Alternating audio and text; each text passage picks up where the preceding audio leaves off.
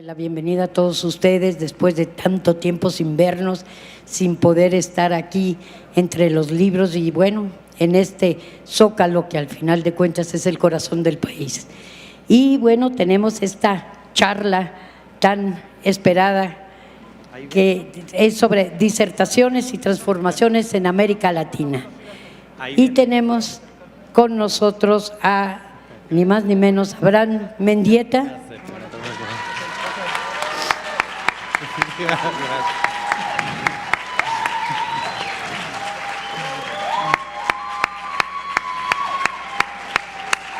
lo mereces! No le dijimos al compañero que podía traer sus fans, no se lo dijimos. Y tenemos ni más ni menos que Arauz. Al compañero que le han robado la presidencia en el Ecuador y que nos va a contar muy bien qué es lo que pasó. Y quiero presentarles a Héctor Díaz, que es el miembro más reciente de la Brigada para Leer en Libertad. Por favor, un aplauso. Y bueno, los dejo aquí. Y muchas gracias por estar y muchas gracias por atender nuestra invitación. Muchas gracias. Penagos, por favor, márcame la señal. ¿Empezamos ya? Por costumbre. Gracias, Paloma. Ok. Buenas tardes, México. Saludamos a todos y a todas aquellos que nos hacen favor de vernos a través de los canales digitales de la Brigada para Leer en Libertad, como también a todas y a todos aquellos que están aquí en el Zócalo, en esta fiesta cultural que es la Feria Internacional del Libro en el Zócalo. Sean bienvenidos. Desde el corazón del país los saludamos. Hoy tenemos a dos personalidades clave dentro del contexto nacional y latinoamericano. Uno de ellos es un analista y polemista, de primer orden. Es un activo de la Cuarta Transformación. Y también está con nosotros un político disruptivo, creativo, que fue candidato recientemente a la presidencia de su país y en mi opinión muy personal representa a lo que debe ser un nuevo político en estos tiempos, Andrés Arauz.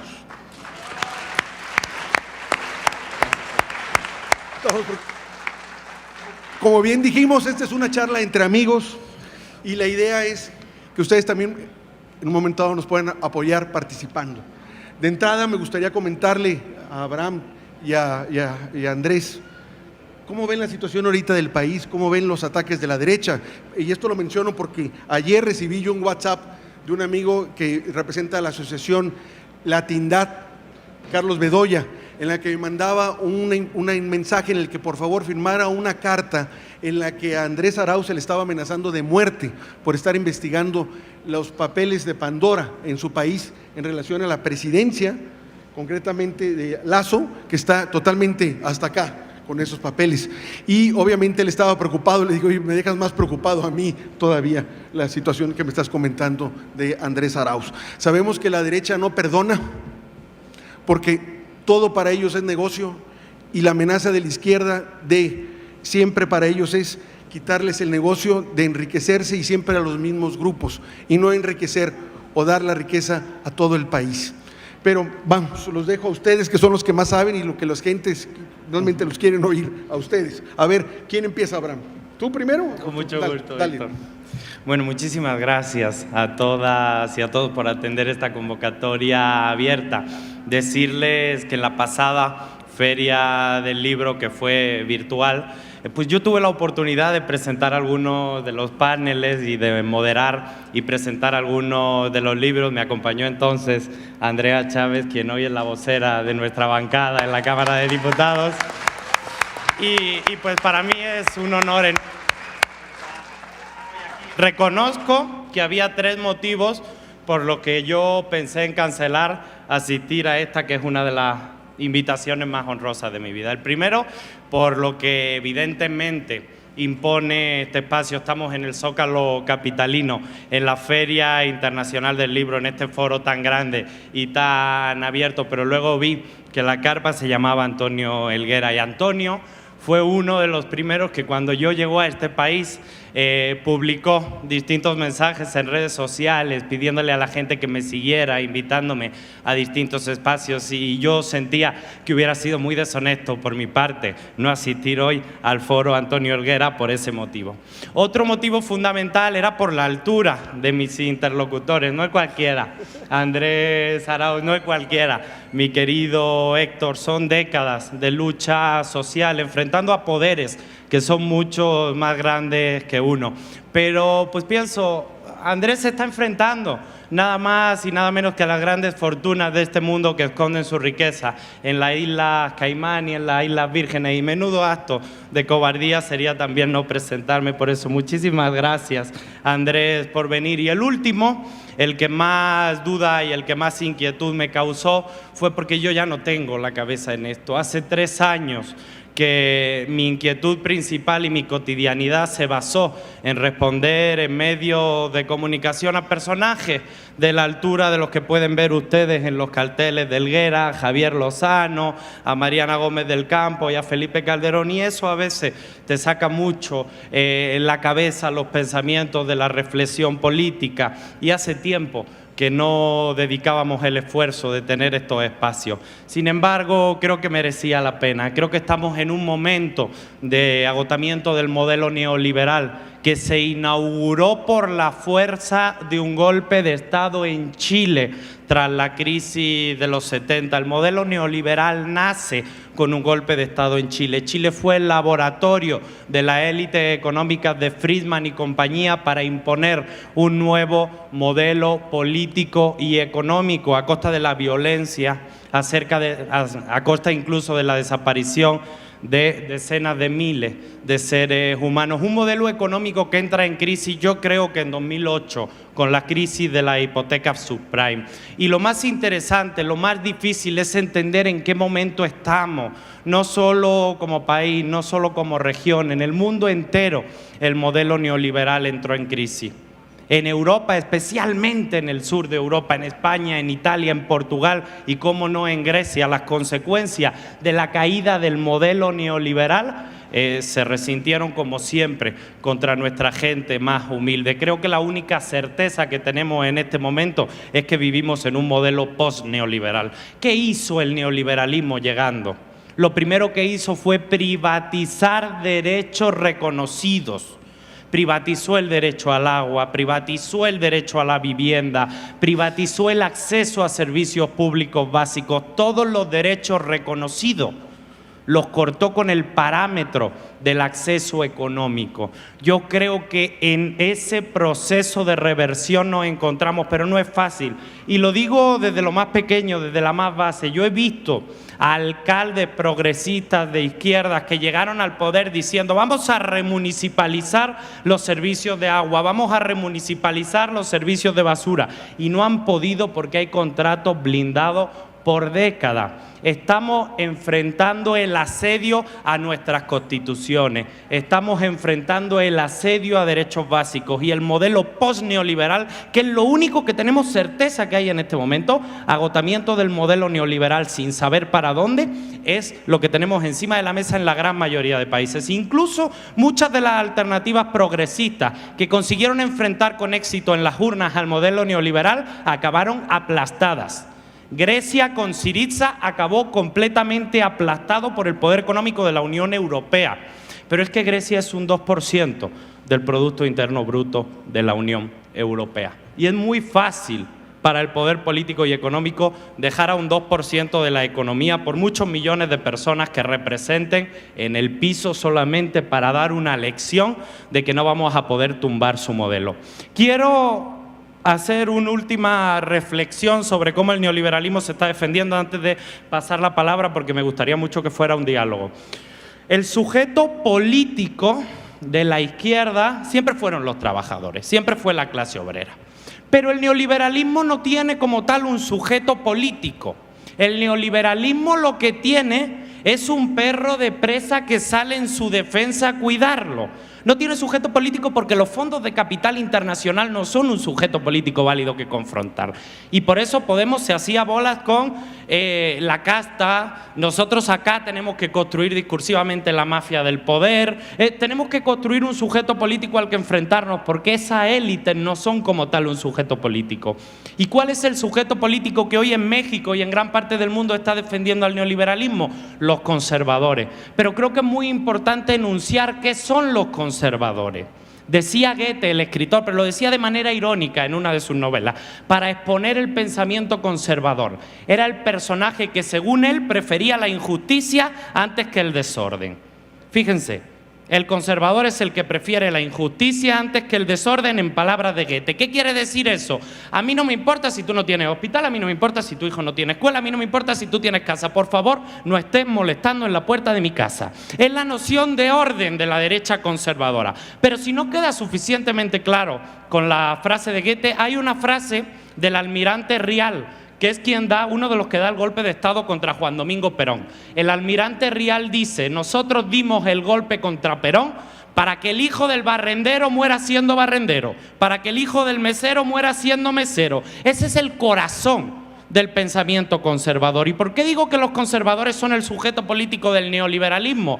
Porque son los únicos que se atreven públicamente a salir a defenderlo. ¿Por qué? Porque son los únicos dentro de ese sector de la sociedad que tienen ideología y valores. Sí la tienen, una ideología y unos valores que nosotros despreciamos.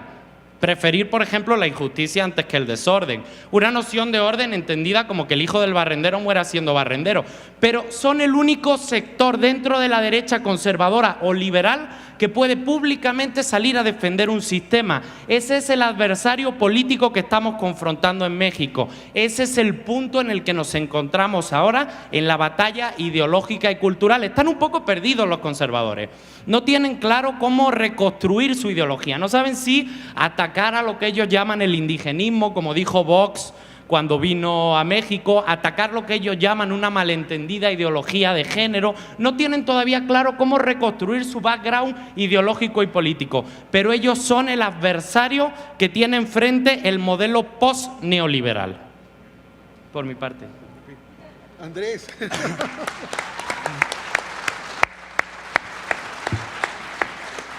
Bueno, después de esa lúcida presentación de Abraham de los conceptos y el marco en el cual podamos plantear la discusión, quisiera yo aterrizar un momento en la coyuntura internacional y latinoamericana que estamos viviendo.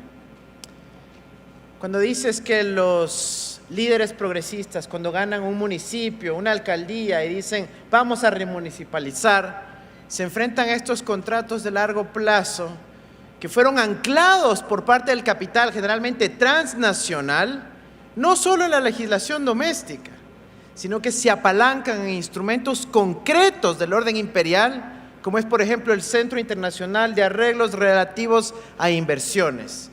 ¿Qué se llama eso? CIADI. El CIADI es una institución del Banco Mundial que casi nadie la conoce en el mundo, excepto los bufetes especializados, guardianes del neoliberalismo, del status quo y del poder de las oligarquías transnacionales. Ojo, estamos hablando aquí de un capital financiero transnacionalizado de la élite planetaria, que tiene su sistema de justicia propio. No respetan lo que decida la Corte Nacional, la Corte Suprema. No respetan lo que decidan los organismos de derechos humanos.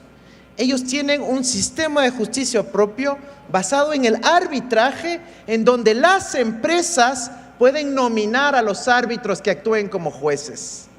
Y que cuando encuentran un gobierno soberano, sea de un municipio, de un estado, de un país, que tome una decisión soberana en defensa de los intereses de la colectividad, del interés común, ellos tienen esa tarjeta mágica de impunidad.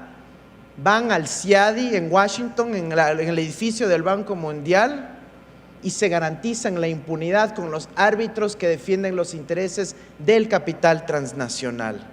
Y luego los estados quedan con una de dos opciones: o retirar la medida, sea de remunicipalización, de nacionalización, de regulación, de exigencia de regalías más altas en el caso de los recursos naturales, de estándares ambientales más altos en el caso de empresas que están contaminando, de los derechos de los trabajadores en el caso de la maquila, de las empresas que están dedicadas a la industria o a la transformación. Y a los gobiernos les toca o retirar las medidas que han tomado o compensar con miles de millones de dólares a las empresas transnacionales por haber hecho lo que según los árbitros del CIAD y los tratados de inversión se denomina la expropiación indirecta. Imagínense que en esa legislación internacional creada para el capital transnacional existe una figura de la expropiación indirecta. Y la expropiación indirecta está definida como tal, no cuando entran con los militares y se llevan el activo, no, se llevan la propiedad, el inmueble, la fábrica, no.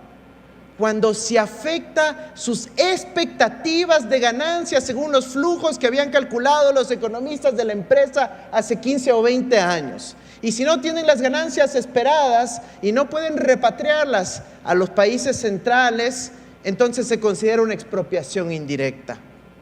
Ese es el mundo en el cual nos estamos desenvolviendo hoy.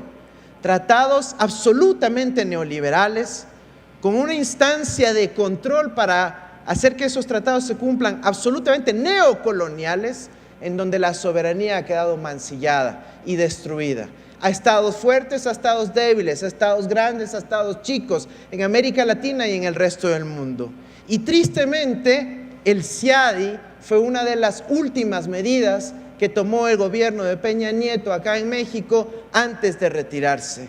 México había sido el país, uno de los pocos países latinoamericanos que desde los 60, cuando se creó el CIADI, jamás quiso adherirse al CIADI, porque ejercía su soberanía. Y a pocos días antes de abandonar el poder, Peña Nieto metió a México en el CIADI para poder tener blindados los contratos que se firmaron en esa época, la de la mafia del poder, y puedan ser difícilmente revertidos en la época de la Cuarta Transformación.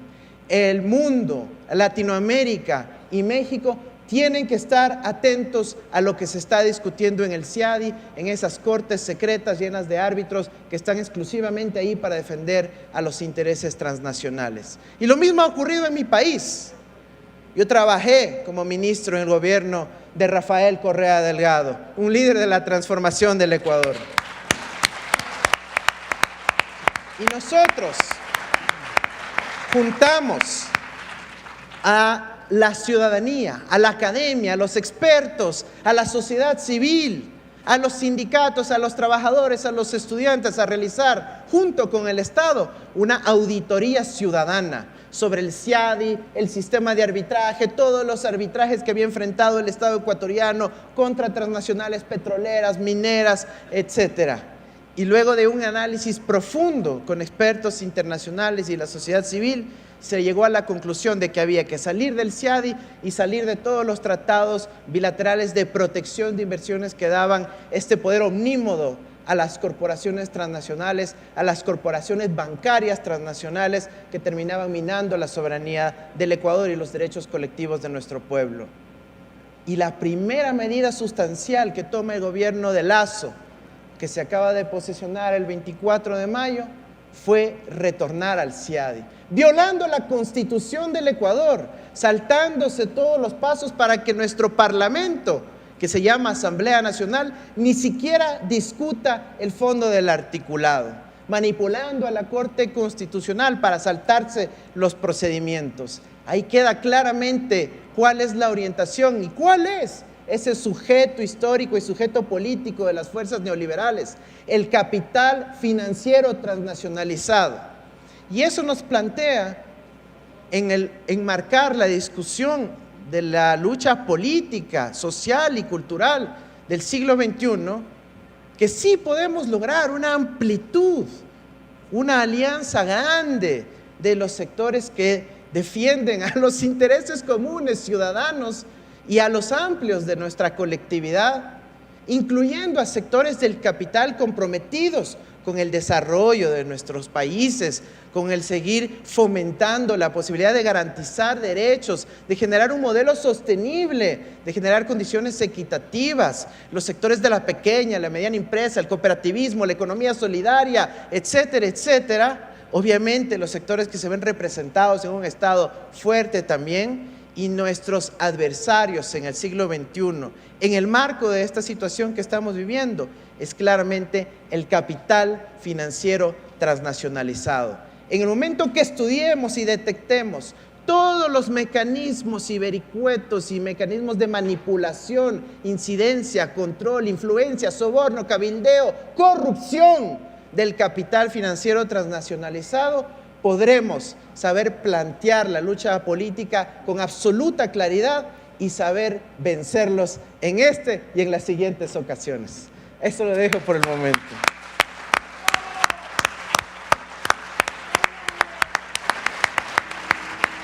Creo que nuestros acompañantes han dicho de manera muy clara a los retos a los que nos estamos enfrentando y que evidentemente en el caso de México, como en cualquier otro país en Latinoamérica de corte progresista, no puede solo. El presidente que está allá no puede solo. Los intereses contra él son enormes y los poderes fácticos también, para impedir que simplemente cumpla con lo que prometió en campaña, que lo está haciendo. ¿Qué quiero decir con esto?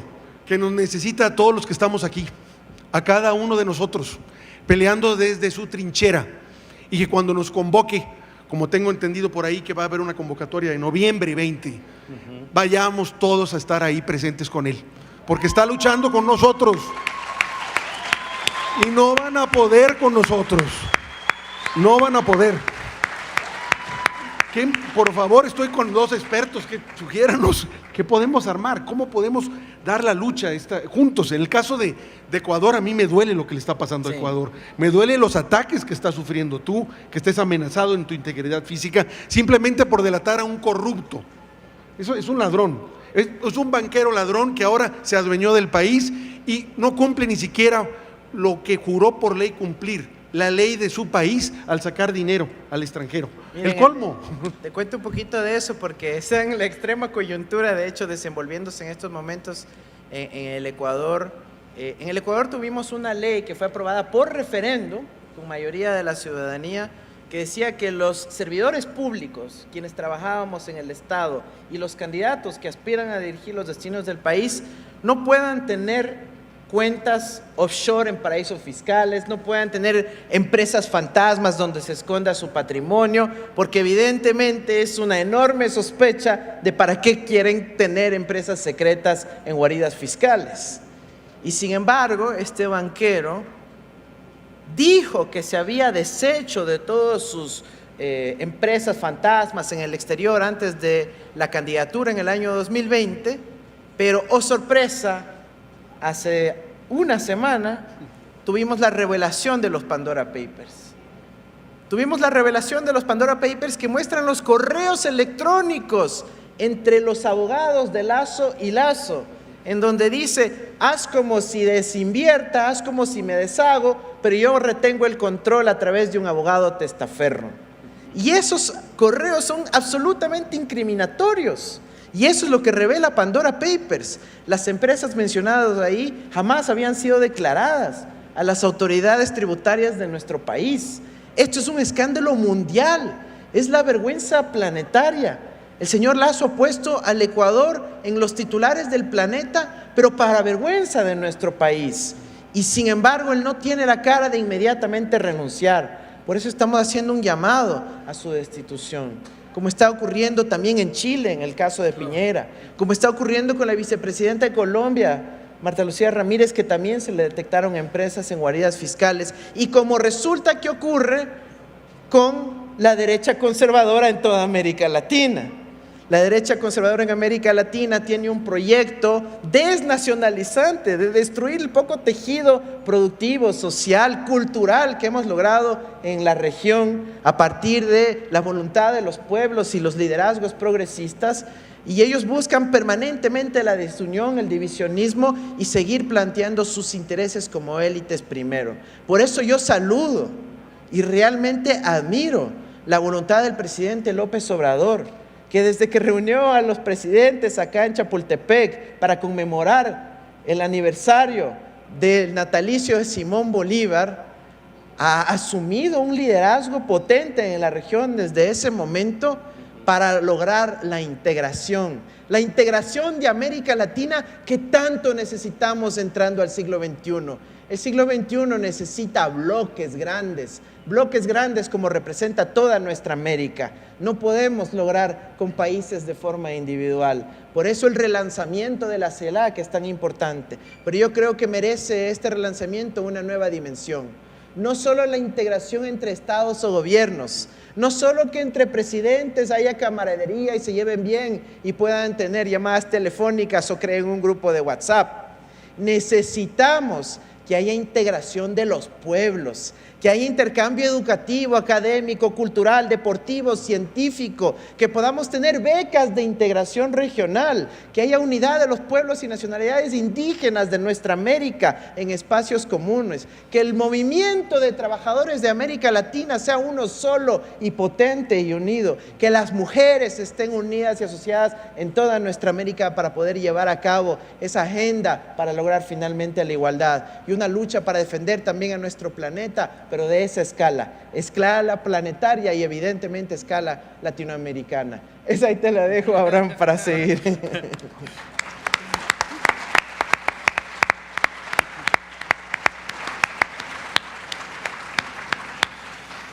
Sí, totalmente, pero seguimos teniendo un problema teórico con la estructuración que hacía el marxismo al principio. Porque la estructuración que hacía el marxismo era que el obrero no tenía patria. Y yo creo que los pueblos tuvieron que descubrir a la mala que si algo no tiene patria es el capital. El capital no tiene patria, no tiene ningún tipo de amor ni de interés por la patria. Por eso se esconde en ese tipo de guarida. Y nos genera un problema teórico porque la política práctica se sigue construyendo en el marco del Estado-Nación. Solo puede operar políticamente, solo le puede ganar la batalla electoral, incluso la batalla discursiva y cultural en el marco del Estado-Nación. La única manera que tú tienes de ganar una elección es en el marco del Estado-Nación. Eso dificulta profundamente las alianzas internacionales y nos disgrega. Yo creo que México tiene una particularidad en su izquierda y es que al venir el movimiento emanado de una revolución tiene un amplio carácter nacionalista. Pero lo que nos hemos encontrado, sobre todo a la hora de articular el carácter nacional emancipador en los pueblos de Europa del Sur, es que nuestras construcciones nacionales no necesariamente emanan de una revolución, al contrario, perdón, pero el sistema político en España viene de una dictadura que fue refrendada por un rey impuesto por Francisco Franco, el dictador. O sea, la izquierda no es que se sienta, yo no me siento especialmente orgulloso ni de mi bandera, ni del himno nacional español, ni de absolutamente nada. Y esos elementos que dificultan en principio la construcción, no, pero de verdad, no es por eso, no es eso.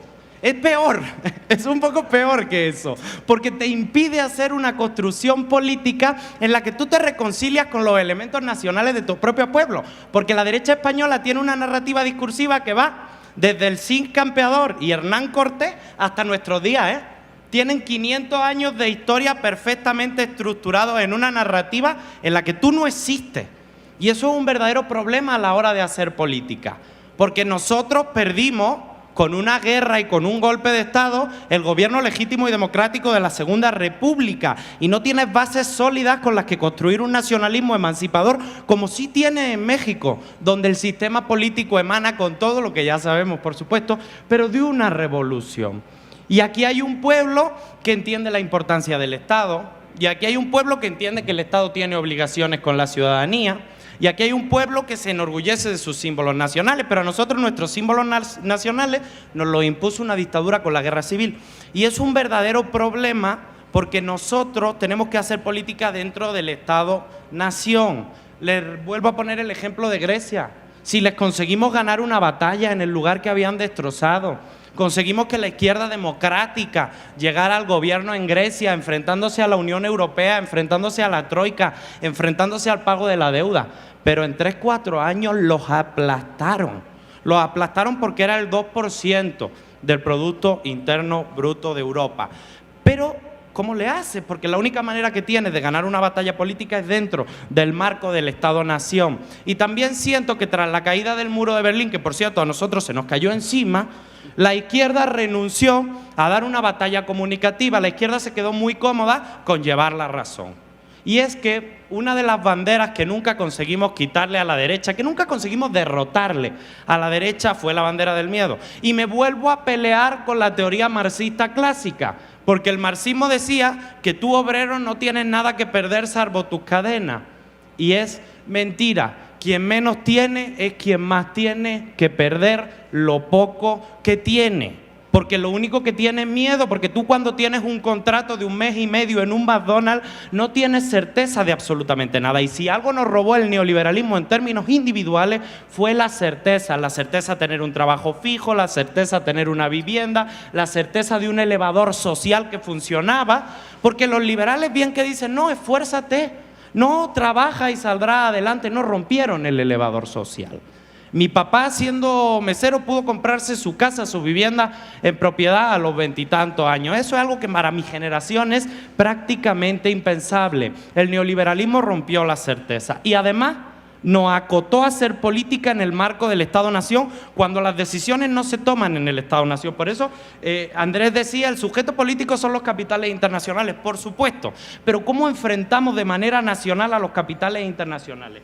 Porque si algo le agradezco yo a Ernesto Laclau en la capacidad que tuvo de decirnos hay que ponerle nombre a un adversario que necesitamos combatir. Y por eso decía, en Podemos en España fue la casta, acá en México fue la mafia del poder. Por supuesto que son una élite abusiva que no tienen patria y que no tienen interés ninguno por su propio pueblo, pero en la batalla política, la reorganización que se da en el modelo de partido, que es el único que tenemos, y que además hay que defender, pues es un poco más compleja. Decía Chantal Mouffe, por supuesto que somos liberales en lo político. Yo no tengo ningún problema en que haya diversidad de partidos, en que nos presentemos a unas elecciones, en que ganemos y en que perdamos. Pero no podemos ser liberales en lo económico. Hay que poner límite al dinero, porque si no el dinero se acaba comiendo la democracia. Y ese proceso en el que el dinero se come la democracia es internacional, mientras el proceso de defensa política por el cual les podemos ganar una elección es nacional. Y esa es la eterna contradicción que tenemos en la izquierda. Y tenemos que entender, y creo que los pueblos de América Latina lo entendieron muy bien, que si algo no tiene patria es el capital. La estrategia política para combatirlo, Andrés, es lo que me preocupa. Me da luz que tú le pones nombre. Dice, bueno, es Lazo y tiene esta empresa y tiene esta operación y tiene esta forma. ¿Cómo confrontamos a las élites con nombre y apellido de manera que una lucha que es nacional pase a lo supranacional? Es lo más complejo, creo, de la batalla política que vive Latinoamérica. Porque además ellos se defienden con el lawfare. Ellos no solo te bloquean absolutamente todo en tribunales. El lawfare también tiene una segunda parte mediática en la que te destrozan en medios de comunicación. Y perdón, pero sí sé más o menos de lo que hablo, porque cuando uno defiende la izquierda en un plató de televisión abierta, tiene a 5 en contra y está uno solo, ¿eh? Y no por eso hay que renunciar a ir a los grandes espacios televisivos, porque si no nos convenceríamos solo entre los convencidos. Hay que abrir y hay que dar la batalla cultural allá hasta donde topemos. Pero entender que el lawfare, que sí es internacional, no solo opera en lo jurídico, opera en lo mediático. Y en lo mediático es profundamente desgastante. ¿Por qué? Porque llega a esa gente que es tu gente, que lo que tiene miedo a perder lo poco que tiene. ¿Cómo en la izquierda le volvemos a dar certeza a la gente? Porque sí tiene, por desgracia, nuestra gente mucho más que perder que sus cadenas, como decía la teoría marxista tradicional. Con mucho dolor.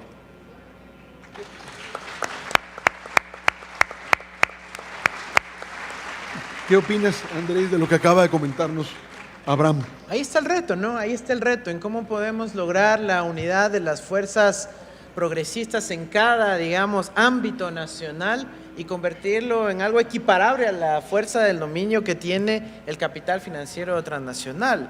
Mira, yo pertenezco al comité fundador de la Internacional Progresista.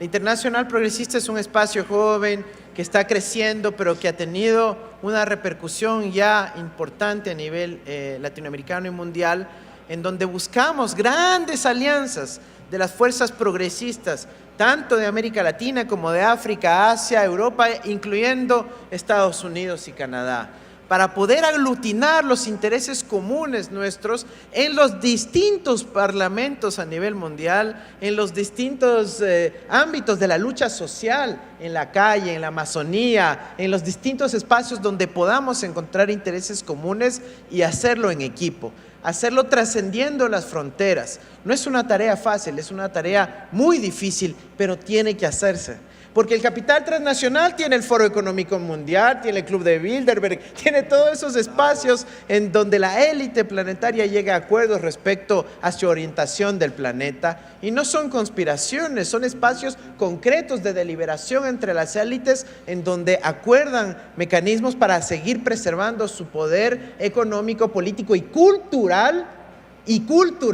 en el mediano y en el largo plazo.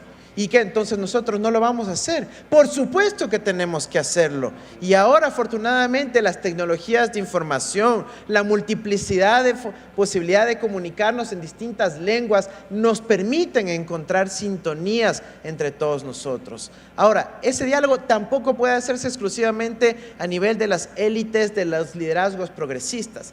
Tiene que llegar a tener una trascendencia popular, tiene que llegar a tener una trascendencia de base, y ahí es quizás en donde está el mayor de los retos. Tenemos que seguir pensando en soluciones, tenemos que seguir pensando en cómo lograr esta organización. Por eso insisto insisto en repetir, necesitamos lograr esa integración de CELAC, de Comunidad de Estados Latinoamericanos, pero no solo entre estados, no solo entre gobiernos, no solo entre los presidentes. Necesitamos la integración de los pueblos, y recién ahí, cuando tengamos ese tejido latinoamericano profundo, podremos enfrentar, por lo menos en condiciones menos desiguales, a los segmentos del capital financiarizado y transnacional. Yo creo que ahí está el verdadero reto. No es una cuestión fácil, quizás es más sencillo decirlo, pero tenemos que estar abocados a construir aquello. Yo como nunca le apuesto a la posibilidad de lograr eso en nuestra América. Tenemos tantas coincidencias, hemos visto la luz y estamos en el siglo XXI, en un momento en donde las condiciones están dadas. Hay una crisis también permanente del capital en los países centrales. Como nunca hemos visto una especie de reflujo en donde las fuerzas progresistas, pero también de extrema y ultraderecha, están cuestionando al orden neoliberal a nivel internacional, especialmente en los países centrales. Si no sabemos aprovechar esta oportunidad, las fuerzas de la izquierda, las fuerzas progresistas, le estamos cediendo la cancha de la lucha en contra del capital financiero transnacional a las fuerzas de la extrema derecha. Cuidado. Ese ultranacionalismo heredado del franquismo, heredado del nazismo, heredado del trumpismo, puede terminar prevaleciendo si es que nosotros no actuamos con inteligencia, con estrategia, con unidad y con contundencia. Esa es la parte que quería compartir. Gracias. Ese es el problema, que cuando no le quitan la patria a la extrema derecha, se la quedan ellos. Si el problema no es que la izquierda española no tenga patria, el problema es que cuando se aleja de la construcción, de la utilización de la patria y de los conceptos nacionales, se la regala a la extrema derecha. Y la patria es una de las herramientas más poderosas que existen para hacer política. Y es una vergüenza que con la bandera de España hagan política los que tienen su dinero en Suiza para no pagar impuestos. Tenemos que empezar a confrontar verdaderamente las nociones nacionales para poder construir los ejercicios internacionales. Y yo ahí creo que estamos empezando por primera vez en muchas décadas a ser exitosos. El Grupo de Puebla, las leyes antiparaísos que están habiendo para parar los abusos de Irlanda en la Unión Europea. O sea, por supuesto que hay avance. Lo que creo es que la estrategia política no está segmentada. Lo bueno que la derecha y la extrema derecha tampoco. Si nosotros estamos levemente desorientados con qué es lo que viene después del neoliberalismo, ellos más, y eso me tranquiliza. Pero volviendo al tema de los capitales internacionales, lo voy a decir con mucho respeto y lo voy a decir sin nombre, pero el principal periódico español de izquierda, que no es el diario El País, el principal periódico español de izquierda está controlado por un fondo de capital árabe que no tiene ningún interés en la línea editorial del periódico. Su único interés es que el periódico pueda saldar su deuda y pagar a los bonistas, ¿no? O sea, incluso las herramientas propias que se supone hemos construido para defendernos del capital internacional encienden y apagan cuando el capital internacional quiere. Es similar a lo que nos está pasando con Iberdrola en España. Un aumento descomunal de los precios de la luz, que hace que mis padres, por ejemplo, en invierno no vayan a poder encender la calefacción. Iberdrola, después de ganar 70.000 millones de pesos en beneficio neto durante este año pasado, amenaza que si el gobierno entra para bajar el precio de la luz, se va del país. Que se vaya. Sí, claro, y tú y yo lo celebraremos, porque así somos, ¿verdad? Pero el día siguiente, 20 millones de españoles se van a quedar sin luz en el interruptor porque le cedimos la soberanía energética. Ese es el nivel de extorsión real en el que estamos con los grandes capitales. Por supuesto que se vaya Iberdrola y no vuelva nunca, pero el problema son las construcciones que incluso nosotros nos creímos. Yo recuerdo cuando Cristina tuvo el pleito en Argentina con YPF Repsol. Bueno, ¿saben cuál era la narrativa en España de los medios de comunicación? Que al final acabó imperando en la discusión pública. Que Cristina Fernández de Kirchner nos estaba robando a los españoles por nacionalizar YPF Repsol. Pero bueno, si ni yo ni el 99% de los españoles tenemos acciones en Repsol, ¿a mí qué me está robando? Pero esas son las narrativas que se profundizan en la conversación pública que, reitero, se da en el marco del Estado-Nación. Ese es el gran problema de las batallas culturales. Sí tenemos que profundizar las batallas culturales porque sí somos pueblos hermanos de la misma herida neoliberal. Por supuesto que el neoliberalismo nace en Chile con el golpe de Estado, pero se consolida con Thatcher y con Reagan. Sí fue un proyecto global que hay que enfrentar globalmente. El problema es que seguimos teniendo las estrategias políticas nacionales. ¿Y cuál fue el gran problema de los procesos emancipadores de América Latina en esta última década? Que no lograron, yo no estoy seguro que no lo lograran, pero que estamos aún por ver si lograron la irreversibilidad de algunas de sus conquistas. Yo creo que en México vamos bien. No creo que por mucho que se fuera López Obrador y por mucho que volviera a la derecha al poder, pudieran revertir algo tan fundamental como la pensión para adultos mayores. Yo creo que ese es la única vía efectiva que tenemos desde gobierno de ir, no, yo no soy gobierno, ¿verdad? Pero que tenemos desde los gobiernos progresistas para ir construyendo la irreversibilidad de los procesos. Que cuando lleguen al poder, porque siempre llegan, así son las democracias, tarden lo que tarden, van a volver en algún momento, esperemos que se tengan que comportar de otra manera, pero que no puedan echar atrás las grandes conquistas sociales. Yo creo que ese es el gran reto de los gobiernos progresistas, la irreversibilidad. No sé si en el resto de países de la región fue tan claro. Sí. Los retos son muy, muy grandes. Para resumir o compendiar un poco lo que habló hace un momento Andrés, dentro de todo la cátedra que dio, lo que estaríamos pugnando es tener una CELAC social. Está bien la política, pero una CELAC social que integre a todos los pueblos, como bien mencionas. Y lo que estaba comentando también Abraham, bueno, como él menciona, la gente que menos tiene miedo a perder lo poco que tiene, y es el miedo que le genera a la derecha. La derecha, recuerdo muy bien las 3 veces que fue candidato Andrés Manuel López Obrador, decían: este loco te va a quitar tu casa, vas a perder lo poco que tienes, te van a llenar tu casa de gente que tú no conoces, te van a quitar tus autos. Esas mismas frases las escuché y las he escuchado en Ecuador, en Chile, en todas las partes de América Latina donde la derecha se siente amenazada, donde saben que le van a quitar el poder y sus canonjías. Entonces, una de las formas que podría entenderse y responder a estas personas que tienen miedo es: pregúntenles qué bien estaban, cómo estaban sus abuelos, y van a decir que sus abuelos estaban mucho mejor que ellos, y sus papás también, pero van degradando. O sea, los abuelos estaban bien, sus papás también, pero ellos no. Como en España, como bien menciona Abraham, su papá se pudo comprar una casa, pero la generación de Abraham no se puede ni siquiera alquilar una casa, ya no comprar una casa, ni siquiera alquilarla. Bueno, eso tendrían que verlo en el contexto de que conforme las clases medias se van empobreciendo, ¿por qué paradójicamente las élites se van enriqueciendo? Porque ahí están los números. Se van empobreciendo siempre la clase media, que va cayendo casi década tras década, pero la clase alta no. Lo que tendría que preguntarse uno es ¿por qué? ¿Por qué ellos sí están bien cada vez mejor y cada vez salen en las revistas de Fortune o Forbes, en la revista de Hola o Quién o Caras? Porque es así, salen presumiendo la riqueza que tienen, los yates que tienen, los aviones que tienen. ¿Por qué? ¿Y por qué la clase media, y de clase media para abajo, cada vez menos, cada vez menos. Entonces yo creo que se trata no solo del miedo de poder perder lo que tienes, sino de recuperar lo que te han robado por décadas. Porque el dinero a algún lado se fue. Obviamente ya no lo tiene la clase media, el dinero está en algún lado y se puede ver también gráficamente eso. Entonces yo creo que más que tener miedo sería quitarse el miedo e ir a exigir lo que nos han robado por décadas y traducido a los derechos que nos han quitado. No sé qué opinen ustedes, no sé qué opinas tú, Andrés. Sí, evidentemente, Héctor.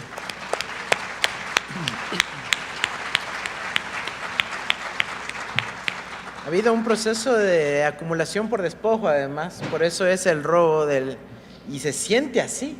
Por eso en Perú tienes a un Pedro Castillo que ganó con un eslogan sencillo repetido 1000 veces, que es: no queremos ser un pueblo pobre en un país rico. Porque la gente siente eso.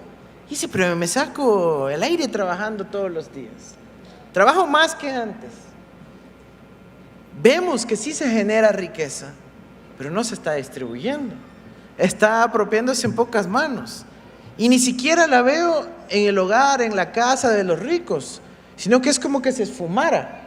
Y está justamente en estas guaridas fiscales, en las empresas fantasmas, en las cuentas secretas, en la virtualidad y el dinero ficticio, el capital ficticio y esa extrema movilidad que ya luego solo sigue multiplicándose sobre la base de la especulación. Mientras tanto, los pueblos tienen la tangibilidad del trabajo y es por eso que se siente esa expoliación, ese despojo, ese robo, ese desplazamiento. Que si luego lo planteas en la dimensión ya más física, biofísica inclusive, puedes medirla con la cantidad de materia física que, por ejemplo, nuestra región, América Latina y el Caribe, ha perdido a lo largo de, si tú quieres contarla, desde 200, desde 500 años. Hay una pérdida física de biomasa, de biodiversidad, de madera, de recursos, de petróleo que sale de nuestros territorios y literalmente sirve para alimentar o para permitir la subsistencia de una élite y de una fracción de la población en ciertas partes del planeta. Cuando se quiere plantear, por ejemplo, la lucha alrededor del cambio climático, quien quiera plantearte una lucha contra el cambio climático o una política ecológica que no tenga una dimensión planetaria, te está mintiendo. Tiene que haber una redistribución ecológica a nivel planetaria, porque hay un solo planeta y tiene repercusiones para todo el mundo. Y ahí nosotros tenemos la parte perdedora, porque proveemos con materia física básicamente a las potencias centrales y a nosotros, si es que a veces nos entregan unos cuantos billetes verdes, que además están registrados virtualmente en los propios países centrales y ni siquiera eso a veces llega a los pueblos desde donde realmente salen los recursos. Por eso estamos viendo ese nivel de conflictividad socioambiental, los verdaderos disputas y cambios paradigmáticos que se merece el planeta alrededor del respeto a los derechos de los pueblos y nacionalidades indígenas, de los territorios desde donde está presente el material extraído. Necesitamos reapropiarnos industrial, científica, tecnológica, ecológicamente de nuestros recursos naturales para poder también tener una reinserción internacional que logre superar esta reinserción triste del sistema internacional, de la División Internacional del Trabajo, en el cual hemos vivido ya 500 años y necesitamos actuar ya. Nuevamente, es un reto que no lo puede superar un país entero. Yo veo, por ejemplo, al compañero Pedro Castillo, donde hablan de la renacionalización del gas, y es como una tarea casi imposible. Se le destruye el gabinete, se le desarman las coaliciones y todo alrededor del poder monopólico de una empresa extranjera del gas, pero el gas peruano. Entonces vemos que se necesita unidad de los pueblos nuevamente para poder lograr esto que es un reto mayor para nuestros pueblos, para nuestra región y cada vez más para el planeta entero. Sí. Como bien saben, damos un espacio a preguntas, tenemos poco tiempo para ellas. Me gustaría que los que pudieran tener el privilegio de que se les dé la oportunidad de que puedan alzar la mano y tomar el micrófono, sean breves, para que todos pudieran alcanzar en estos 10 minutos. A ver, ¿qué pregunta?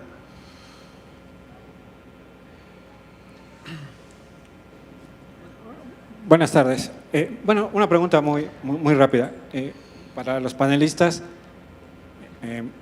¿qué les viene a la mente cuando se habla de este nuevo eslogan? ¿Qué análisis le dan a la idea de que el indigenismo es el nuevo comunismo? Abraham, por favor. No, perdón por mis paisanos, una disculpa. Vienen directos del medievo en Iberia algunos, ¿no? Una disculpa por Vox, pero bueno.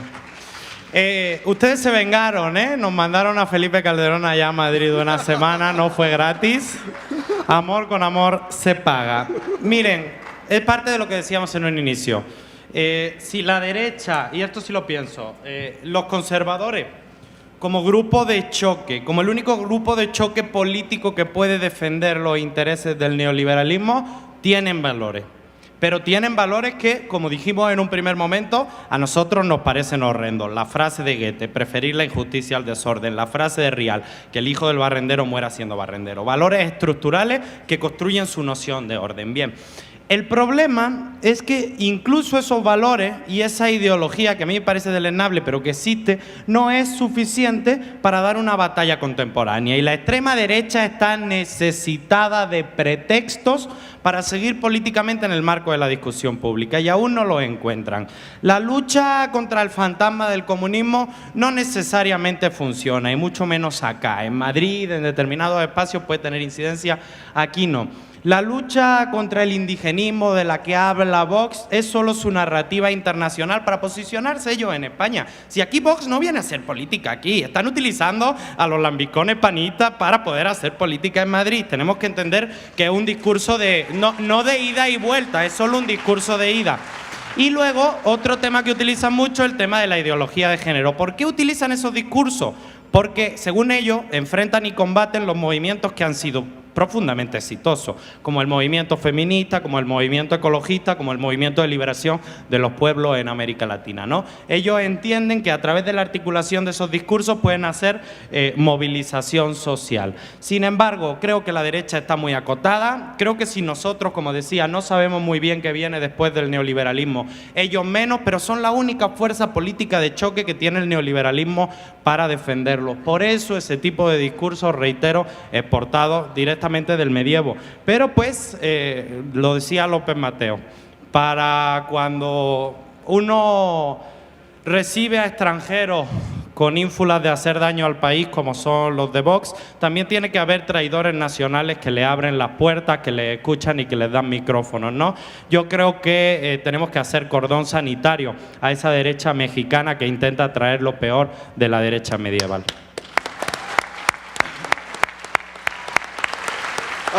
Por favor, hay más gente levantando la mano para ver si alcanzamos a que puedan preguntar.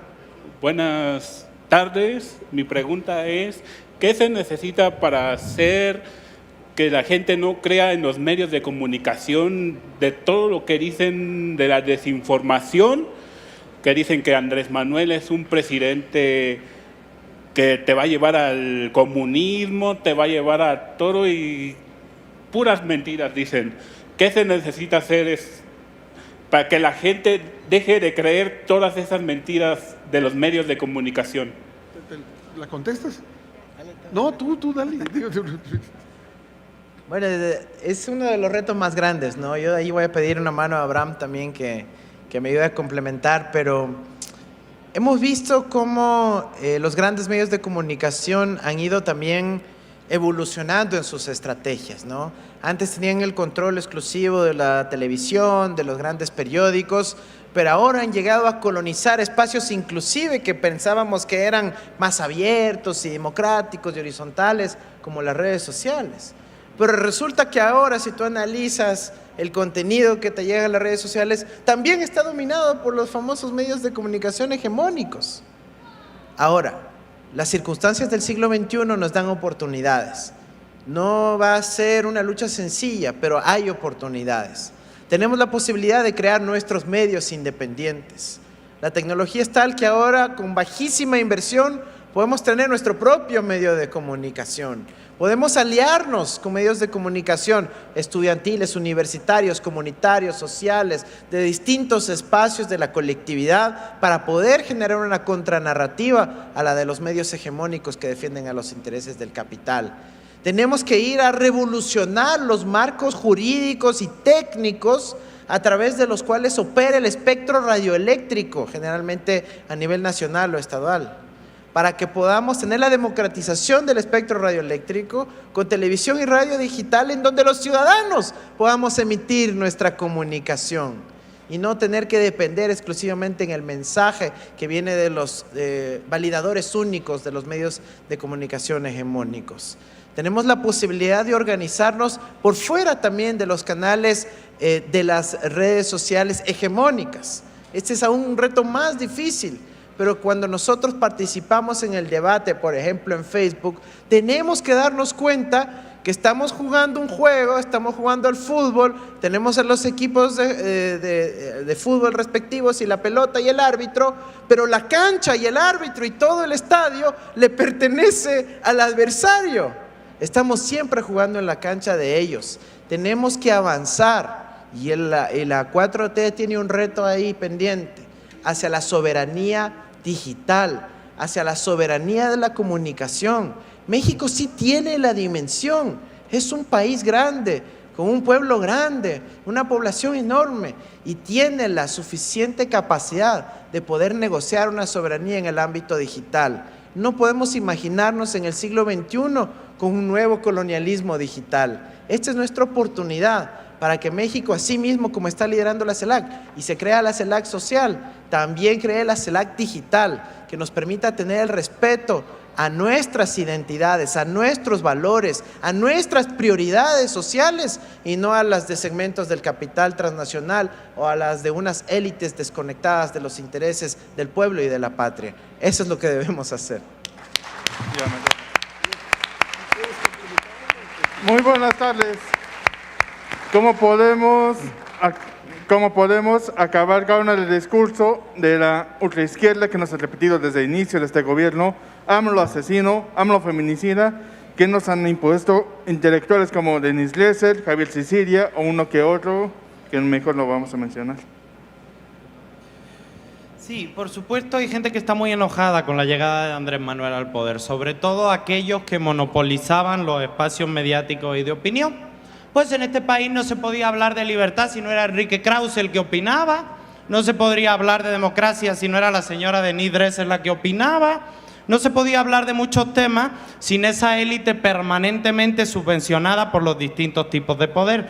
Y eso definitivamente le generó mucha molestia, que vengamos aquí pubertos, que no llegamos a la treintena de edad, que rompemos con determinadas formas por medios de comunicación y no les gusta que tengamos un micrófono. Pero más allá de eso, la mejor lección sobre poderes, y entre ellos el poder comunicativo, y no lo digo porque esté aquí Andrés, nos la dieron los compañeros de la izquierda ecuatoriana. Ellos dicen: tener el gobierno no es tener el poder. Son dos cosas completamente diferentes. El gobierno es esa pequeña parte del poder que en unas elecciones tú puedes ganar democráticamente, pero no gana el poder económico, pero no gana el poder mediático. Y es que hay algunos medios que sí eran per se un negocio, pero la inmensa mayoría de los medios de comunicación en este momento y en este país están quebrados. Están verdaderamente quebrados, en una situación financiera insostenible. Los pocos medios que resisten son porque pues no son per se un negocio, son la vocería de determinados sectores empresariales. Pienso en Reforma, que se financia con el capital de determinados empresarios regios. Tenemos que entender también la lógica de los medios de comunicación. Por supuesto que tienen sus propietarios, pero tienen una lógica corta de audiencia y una lógica larga de medición de lo político. Y te digo, por supuesto que algunos nos invitan a medios de comunicación abiertamente opositores, pero siempre que nos invitan a medios abiertamente opositores o a cualquier medio en general del establishment mediático, somos 1 contra 5. Aunque el presidente tenga un 73% de aprobación, el 90% del contenido de ese medio es en contra del presidente. ¿Por qué? Porque los intereses a largo plazo de determinados sectores empresariales evidentemente no coinciden con los sectores de las mayorías poblacionales. Sin embargo, yo no necesariamente creo que haya que abandonar los espacios tradicionales de los medios de comunicación. Al menos no por ahora, al menos no hasta que tengamos alternativas, porque en los espacios propios que tenemos solo le hablamos a los convencidos, solo convencemos a los convencidos. Y creo verdaderamente que la transformación social que vive México amerita que la propuesta política llegue hasta el último de los hogares de la patria. Y eso necesariamente es una estructura de penetración cultural que sí tienen los grandes medios de comunicación y que desde los espacios de comunicación alternativos no hemos conseguido construir todavía. Creo que es un reto que tenemos como sociedad. Les queremos agradecer a todas y a todos su participación. Damos por terminada esta charla por cuestión de tiempo. Gracias.